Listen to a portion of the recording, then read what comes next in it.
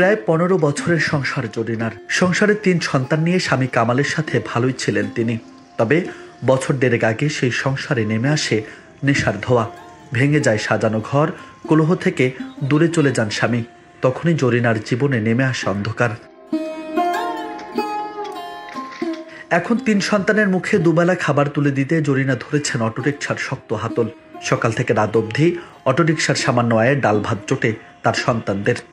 কষ্ট হয়ে কা মহিলা মানুষ হয়ে কা আমরা তো নিজের লজ্জা লাগে, লজ্জা লাগলে তো আমার কিছু করার নাই। কেন আমার বাচ্চাদের তো আমার পালন লাগবো।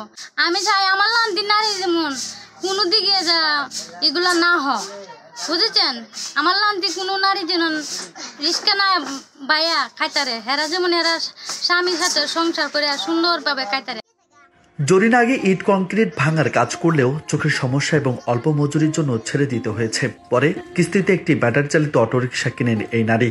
3 ছেলে সালমান, শাওন ও আরমানের সঙ্গে এখন সিলেট নগরের শামীমাবাদ এলাকায় একটি কলোনিতে ভাড়া থাকেন। মায়ের কষ্ট সইতে না পেরে পড়াশোনা বাদ দিয়ে দোকানের কাজ ধরেছেন 12 বছরের শিশু সালমান।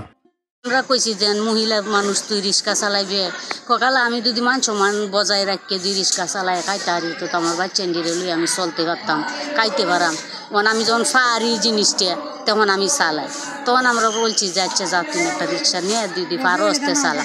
তো দিন মজুরি আনে, তে আজকে রিক্সার হেঁটে যায় গিয়ে, কালকে হেঁটে যায় গিয়ে, তো এইভাবে কষ্ট করে চলতেছে।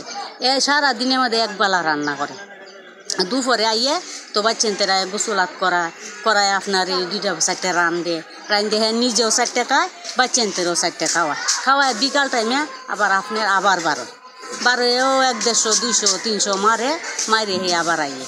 পুরুষের রুজু চাওয়া বা একটা রুজু চাওয়া এই ধরনের চরিত্র তার কাছে নাই। হ্যাঁ দিন মজুরি আনে তে খায়।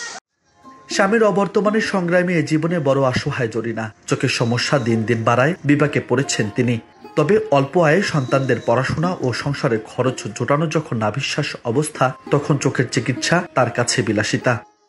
আমার একটা হাত ভাঙা, চোখের সমস্যা, এগুলো চিকিৎসা টাকা আমি পাই না। আমি করতে চোখের অপারেশন করবার লাগে করছি না, আমি টাকা লাগে পারি না। আমার বাচ্চাদের লেখাপড়া করাতে হবে। বাসার কাজ কাছে আমাকে বাসার 2000 টাকা দেবো, আমার তো ভাইয়া 2000 টাকা হবে না। কেন আমার 3000 টাকা গড়বার আছে, আমার বাচ্চাদের খরচ আছে, আমার নিজের সংসার করেন খরচ আছে 70 টাকা 80 টাকা কিছু চাল। এখন আমি বাসার মাঝে কাজ করলে তো আমার হয় না, এই জন্য আমি বাধ্য হয়ে আমি রিস্কা লিয়ে বেরিয়েছি। সংগ্রামী জীবনে আর কিছু চাওয়ার নেই জরিনার। সুস্থ চোখে সন্তানদের ভালো ভবিষ্যৎ দেখে যেতে চান তিনি। সাহায্য চান সরকার ও সমাজের বিত্তবানদের।